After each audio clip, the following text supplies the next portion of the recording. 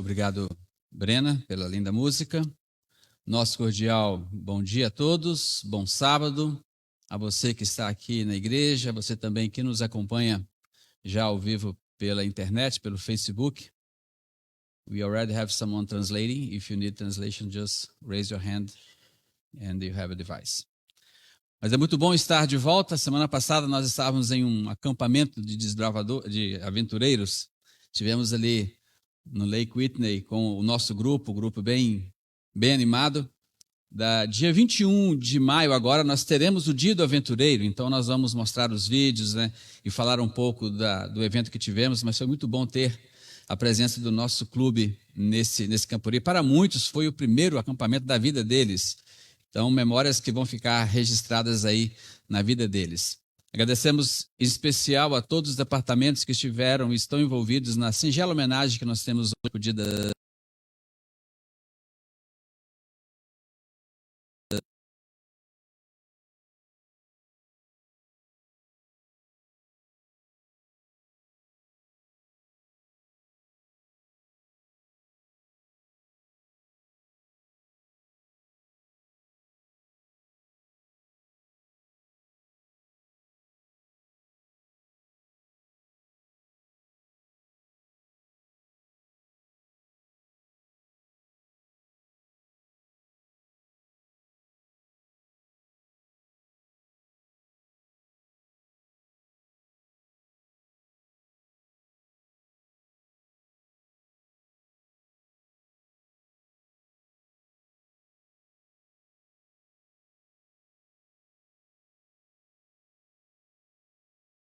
Eu tenho certeza que se eu fosse fazer essa pergunta aqui na nossa comunidade, para as mães da nossa igreja, perguntasse para elas qual é o maior sonho que você tem como mãe.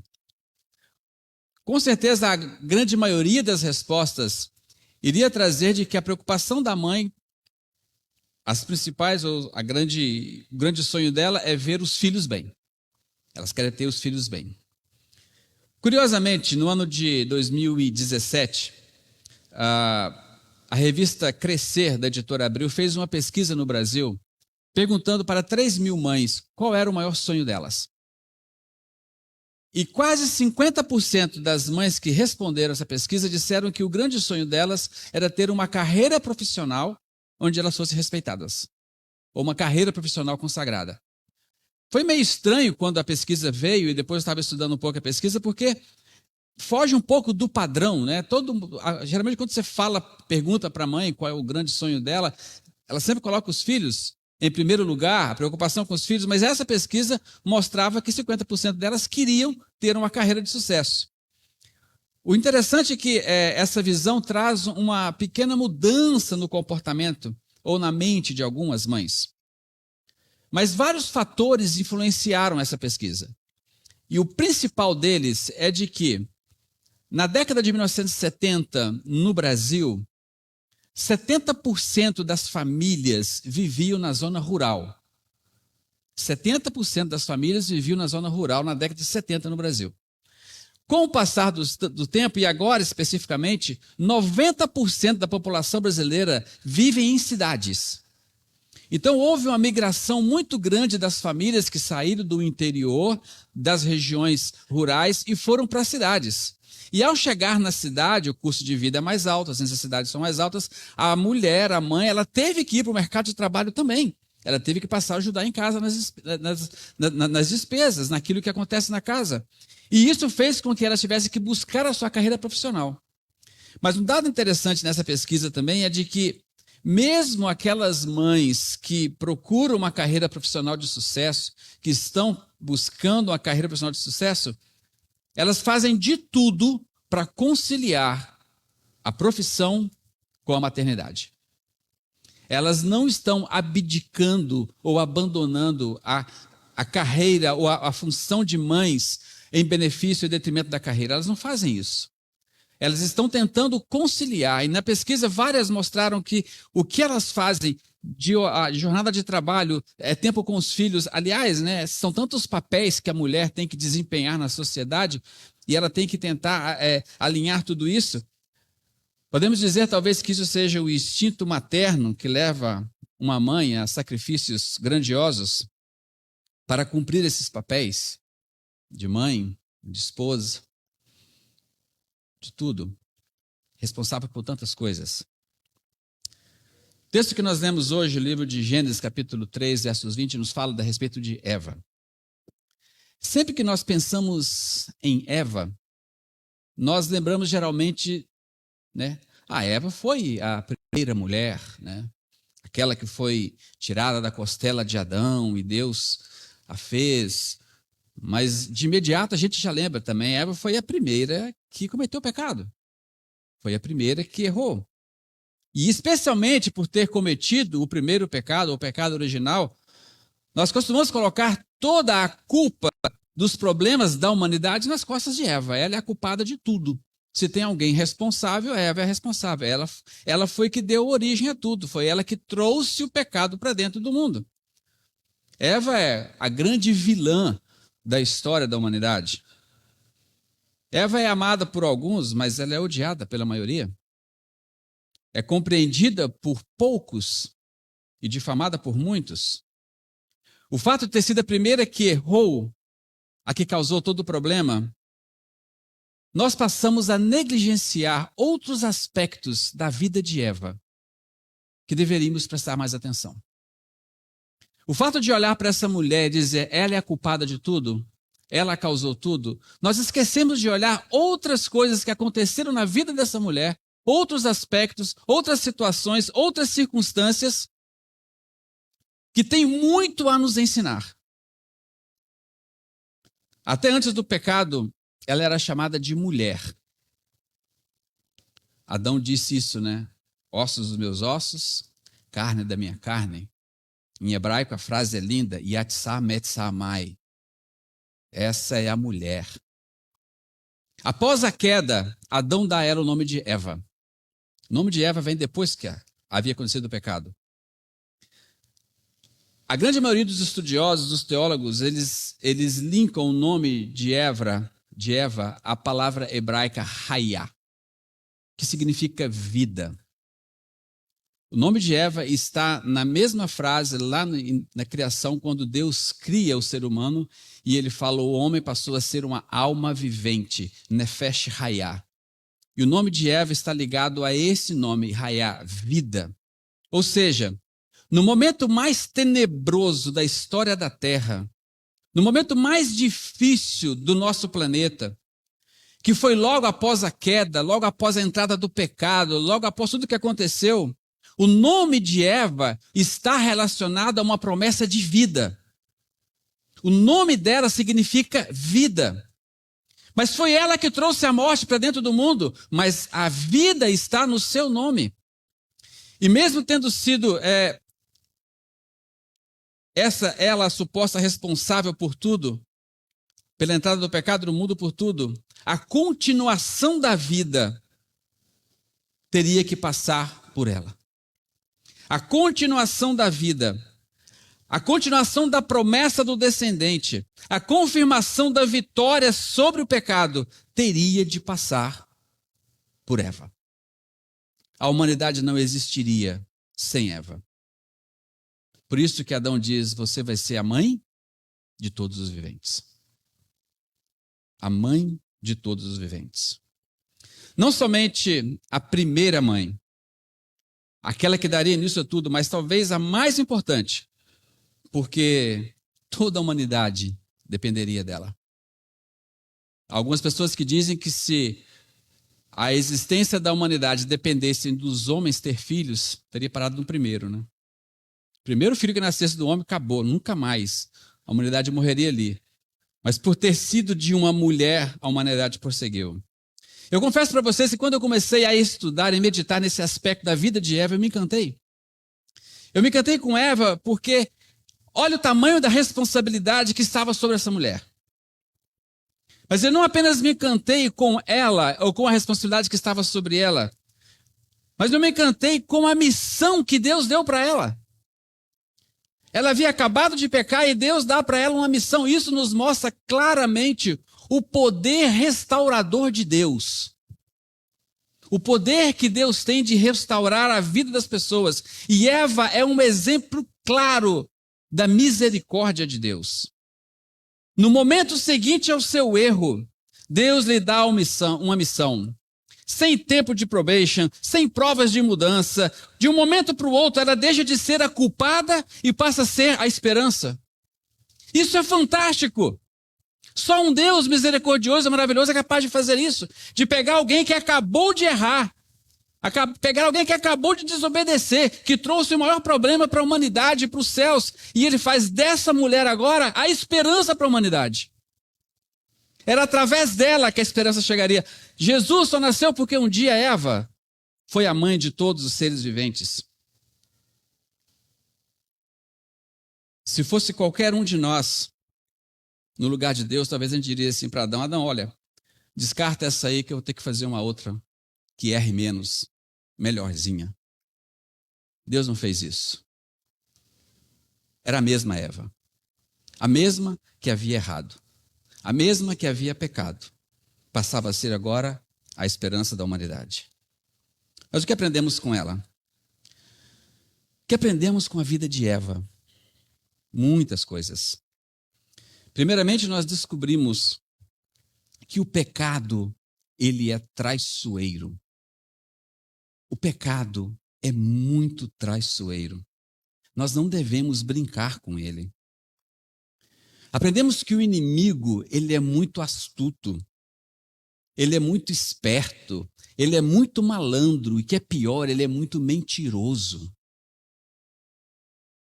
O problema, queridos, é que mesmo com o erro de Eva, lá atrás, no começo de tudo, nós ainda hoje continuamos caindo no mesmo jeito que Eva caiu. Tem muita gente que ainda acha que é legal ser espertão demais. Tem muita gente que acha que é legal ser malandro demais. Tem muita gente brincando com a mentira demais. E essas são as armas que o diabo usou para trazer o pecado ao mundo e enganar a primeira mulher. Milênios e milênios depois, nós ficamos culpando Eva, mas caímos do mesmo jeito. Nós sabemos exatamente o que ele faz, como ele age, e nós continuamos caindo do mesmo jeito. Então não venha culpar Eva. Assuma o seu erro. Você sabe qual é o caminho que tem que seguir. Você sabe o que é o certo. Nós aprendemos com Eva que a gente não pode ficar brincando com o pecado. Essa é uma lição que ela nos deixou. Mas também com ela aprendemos que quando nós reconhecemos, que quando nós confessamos, quando nós nos arrependemos, o perdão de Deus ele é real. Mais que isso, ele é restaurador. E foi exatamente isso o que Deus fez com Eva. Restaurou-a como a mãe de todos os viventes. Descobrimos que nossos erros, infelizmente, trazem consequências. O perdão de Deus foi real para Eva. Ela sentiu isso, mas as consequências também teriam de ser reais. Eles foram expulsos do paraíso. A natureza passou a sofrer as consequências do pecado. Eles próprios agora teriam que trabalhar, suar para ter o seu pão. Mas talvez uma das piores consequências que o pecado trouxe para Eva é de que o privilégio que ela tem ou teria como mulher, o de ser mãe, teria que ser em meio à dor e o sofrimento. Em meio à dor e o sofrimento. Quando os nossos filhos nasceram, a Cláudia teve um privilégio que poucas pessoas têm. O de ter a mãe e as avós por perto, né? Dizem que tem coisas que só as avós sabem. Há segredos que só as avós conhecem. A única diferença foi que quando nasceu, o Vitor estava para nascer, nosso primeiro filho, nós morávamos no interior do Paraná, numa cidade chamada Telêmaco Borba. E a gente estava naquela assim, né, não sabia exatamente quando é que viria, tínhamos decidido que o parto seria natural, e ficávamos naquela, né, quando é que vai, quando é que não vai, e os pais da Cláudia disseram assim, ó, nos avisem quando estiver mais perto, quando decidirem e tal. Numa bela noite, né, a Cláudia tinha trabalhado o dia inteiro na escola, ela era orientadora, eu era diretor da escola, tinha trabalhado o dia inteiro. E naquela noite eu estava tendo uma reunião com a liderança jovem da igreja. Eu era diretor de jovens da igreja, estava tendo uma reunião para planejar o ano. Tinha muitos eventos acontecendo, né? E aí depois que eu estava ali, a reunião foi até mais tarde, eu vi que a Cláudia ela chegou e tal, tomou banho, foi pro quarto e ela não saiu. Aí na hora de despedirmos ali, os caras, cadê a Cláudia? Não, deve estar cansada, né? Ela deve estar descansando. Aí quando eu despedi deles, eu entrei no quarto, ela estava deitada na cama, com os olhos arregalados, dizia, eu tô com contração. Eu falei, mas não era para ser hoje. Mas está sendo. Aí eu liguei para o meu irmão ainda estava fazendo medicina. Aí eu perguntei, olha, parece que está tendo contração, como é que é? Como é que funciona? Ele falou assim, olha, faz um teste. Você conta aí, vai cronometrando. Na hora que der de 5 em 5 minutos, você vai para o hospital. Aí tá, vamos marcar, né? Na primeira marcada que nós fizemos, eu liguei para ele, já está em 5 em 5. Ele falou, então entra no carro e vaza para o hospital, que ele vai nascer. E naquela saída, na correria, ligamos para os pais da Cláudia, olha, já estamos indo para o hospital, ele vai nascer hoje. E aí, naquela correria, né, 10 e tanto da noite, saindo para o hospital, o Vitor nasceu lá pelas 5 horas da manhã. Mas bem cedinho, os pais da Cláudia tinham pego o carro, numa madrugada, viajado lá do Rio Grande do Sul até o Paraná para estar com ela. No primeiro dia, ela já tinha a mãe com ela. Dali a alguns dias, a minha mãe chegou. E elas podiam ficar muito tempo ensinando, ajudando, mostrando os caminhos. E isso depois aconteceu com os outros dois. Mas com Eva, não teve isso. Eva não teve ninguém para ajudá-la. Aliás, ela nem sabia como é que iria acontecer. Ela não tinha noção como é que o nascimento era. E desde o nascimento de Caim, o primeiro, até o nascimento de qualquer criança hoje, é exatamente a mesma coisa. E Eva teve que aprender tudo sozinha. Ela teve que descobrir como as coisas iriam acontecer. Nenhum anjo veio para ela e disse, olha, tá vendo esse cordão aí? Você tem que cortar isso agora, porque a criança não pode ficar com isso ligado a você. Talvez Adão estivesse ajudando Eva, né? Desesperado, como todo homem fica desesperado no nascimento natural, né? Meu irmão fala que o índice de homens que desmaiam em centro cirúrgico com criança nascendo é muito grande. Eu fico imaginando Adão ajudando Eva, ele pega, e agora o que eu faço? Tem um negócio ligado aqui na criança, e ela corta isso. Cortar com o quê? Mete o dente, corta isso. Mulher é assim, né? É rápida. E eles tiveram que descobrir isso sozinhos. Ninguém para ajudar, ninguém para ensinar, ninguém para apoiar, nem uma avó, nem uma tia, nem uma prima, nada.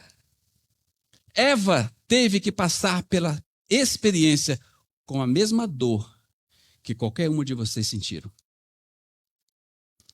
Sem nenhuma diferença. Eva não tinha noção o que deveria fazer.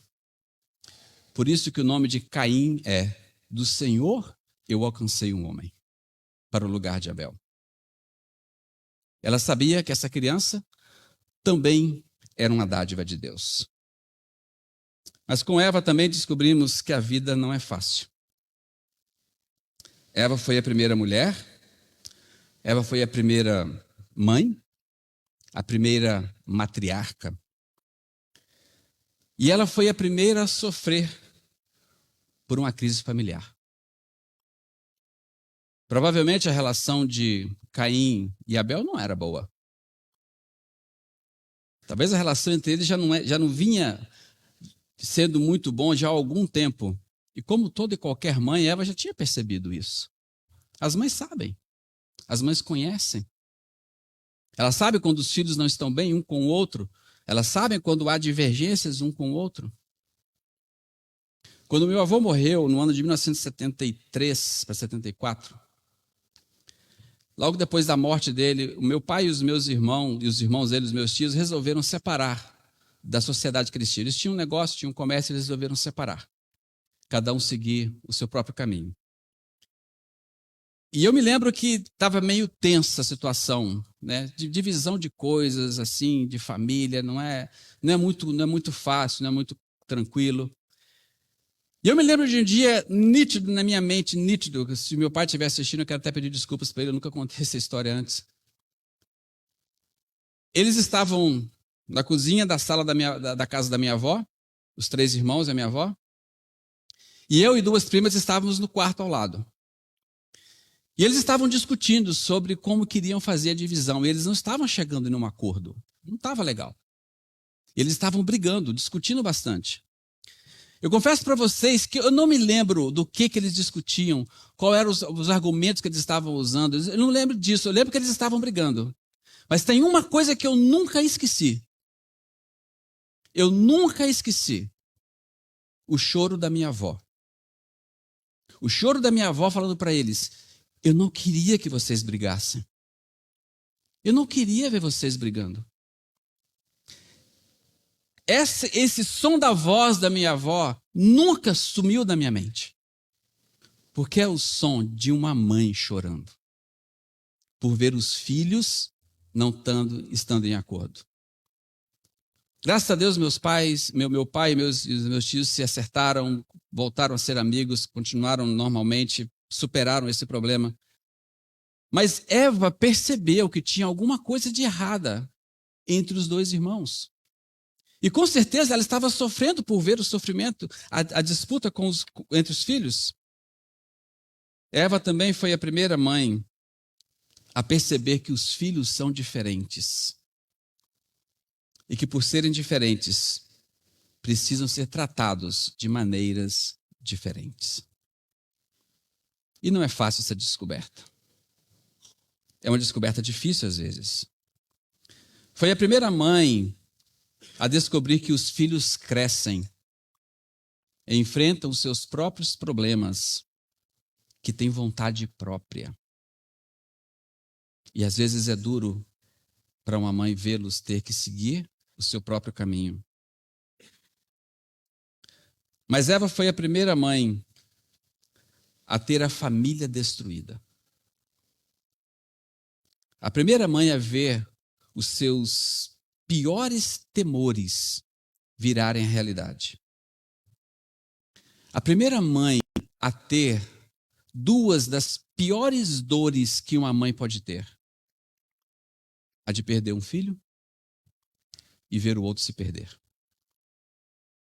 Seus dois filhos se perderam.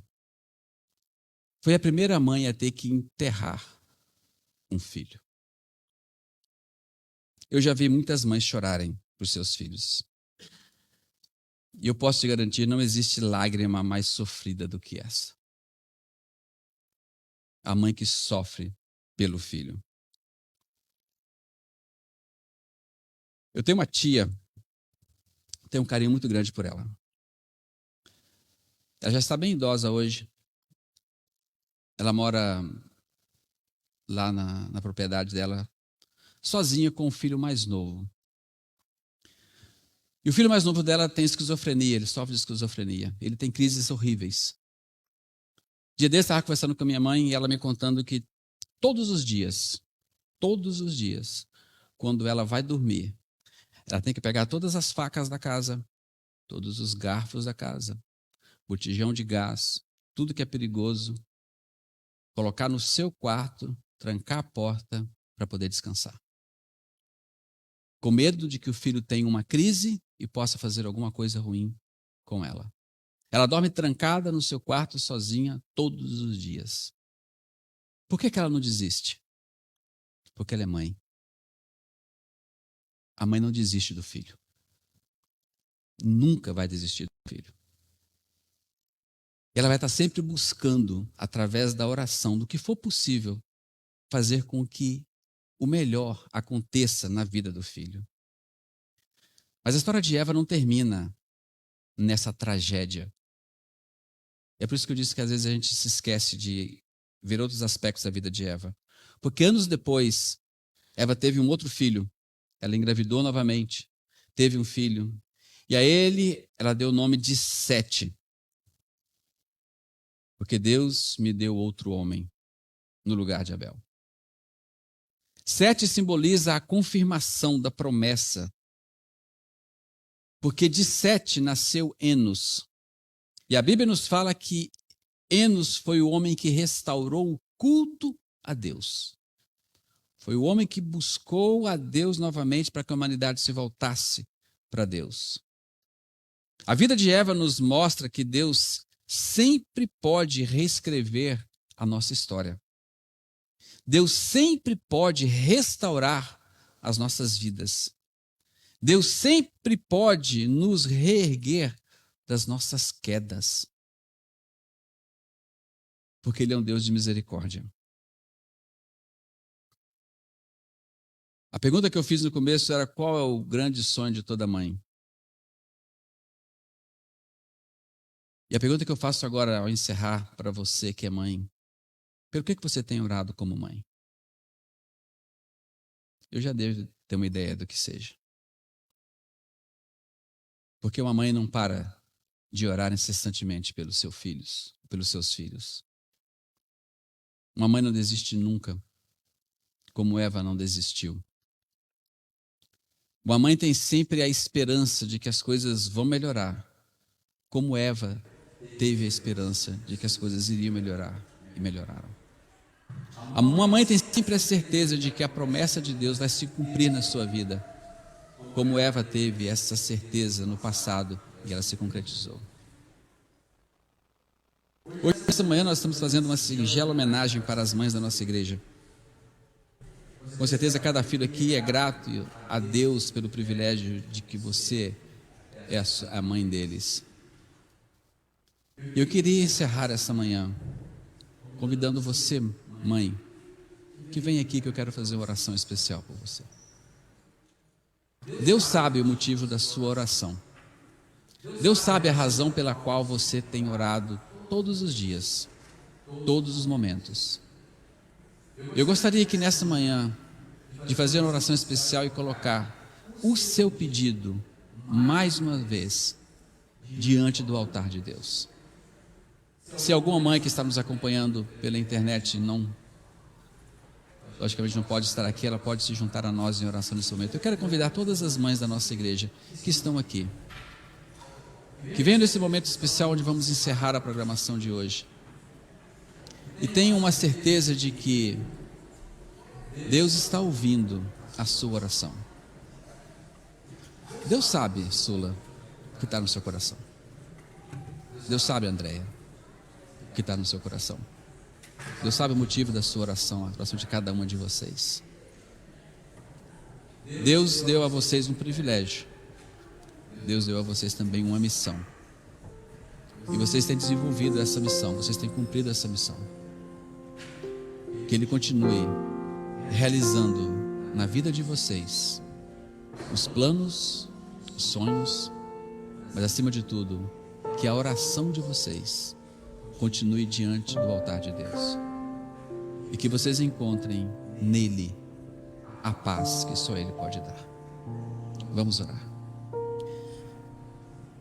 Querido bom Pai que estás nos céus,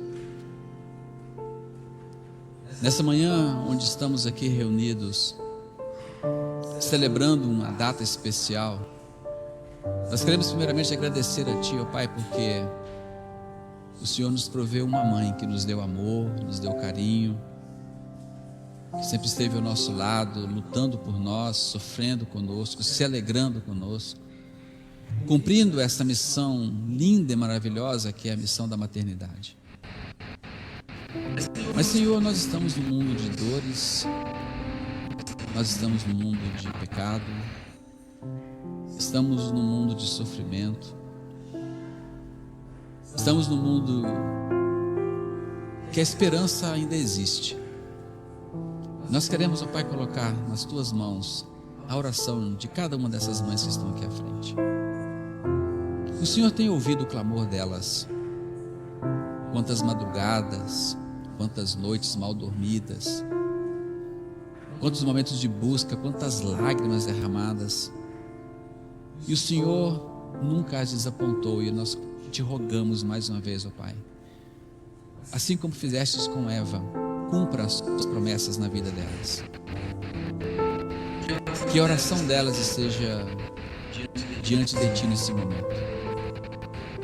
Que todas elas tenham a certeza, ó Pai, de que o Senhor, misericordioso, terá sempre uma mão estendida para nos socorrer nas horas mais difíceis.